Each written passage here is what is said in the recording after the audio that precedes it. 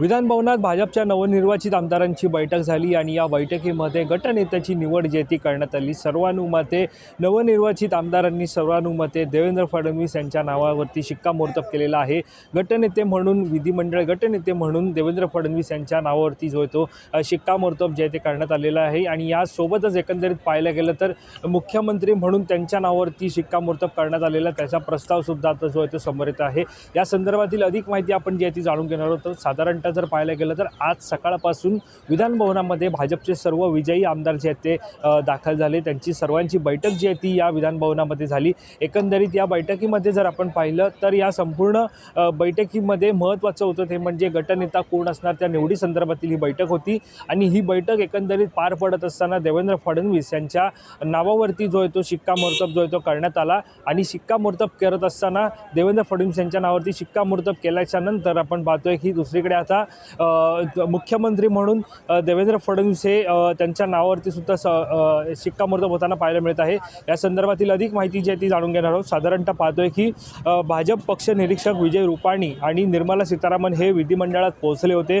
यावेळी पुष्पगुच्छ देऊन निर्मला सीतारामन आणि विजय रुपाणी यांचं स्वागत करण्यात आलं। विजय रुपाणी यांनी खरं तर देवेंद्र फडणवीस यांच्या नावाची सुद्धा घोषणा केल्याची माहिती जी आहे ती समोर येत आहे। राज्याचे मुख्यमंत्री म्हणून देवेंद्र फडणवीस यांच्या नावाचा प्रस्ताव सुद्धा जो आहे तो समोर आल्याचं पाहायला मिळत आहे। त्यानंतर जर एकंदरीत पाहिलं तर विधान भवनाच्या सेंट्रल हॉलमध्ये बैठक जी आहे ती पार पडत आहे। त्या बैठकीमध्ये सर्व आमदार जे ते देवेंद्र फडणवीस यांच्या नावाला पाठिंबा दर्शवताना पाहायला मिळत आहे। त्यामुळे निश्चितच 2014 नंतर राज्यामध्ये पुन्हा एकदा 2024ला देवेंद्र पर्व जे ते सुरू होणार आहे। राज्यामध्ये मुख्यमंत्री म्हणून देवेंद्र फडणवीसच शपथ घेणार आहे। त्यानुसार एकंदरीत पाहायला गेलं तर तयारीसुद्धा भाजपच्या सर्व गोटामध्ये पाहायला मिळत आहे। उद्या आझाद मैदानामध्ये शपथविधी सोहळा जो आहे तो पार पडणार आहे आणि या शपथविधी सोहळ्याला सर्व प्रमुख नेते मंडळींना आमंत्रण जे ते देण्यात आलेलं आहे। विशेष म्हणजे पंतप्रधान नरेंद्र मोदी सुद्धा या बैठकीला उपस्थित राहणार आहे।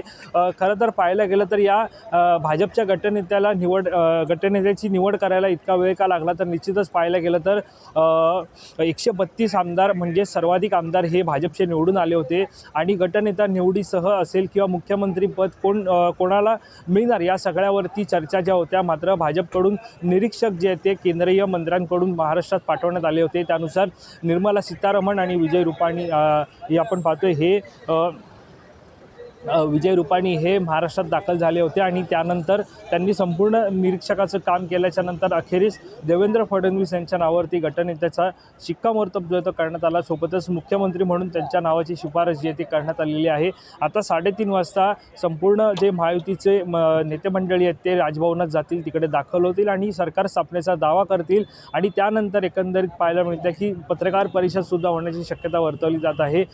भाजपचे जे प्रदेश अध्यक्ष आहेत चंद्रशेखर बावनकुळे यांनी सुद्धा त्या संदर्भातील माहिती माध्यमांशी बातचीत करताना सांगितले होते की या सगळ्या कार्यक्रमाअंती पत्रकार परिषद होईल आणि पत्रकार परिषदेमध्ये गटनेता असेल किंवा मुख्यमंत्री पद असेल या सगळ्याची घोषणा जी आहे ती एकंदरीत केली जाणार आहे। मात्र तत्पूर्वी जर ज्या अपडेट समोर येत आहेत, ज्या चर्चा समोर येत आहेत त्यानुसार गटनेते म्हणून विधिमंडळ गटनेते म्हणून देवेंद्र फडणवीस यांच्या नावावरती शिक्कामोर्तब करण्यात आला तर दुसरीकडे मुख्यमंत्री म्हणून देवेंद्र फडणवीस यांच्याच नावाचा विचार जो तो केला जात आहे। दरम्यान या सगळ्यावरती आपलं लक्ष असणारच या संदर्भातील अधिक माहिती जाणून घेण्यासाठी तुम्ही mymahanal.com लॉगिन करा।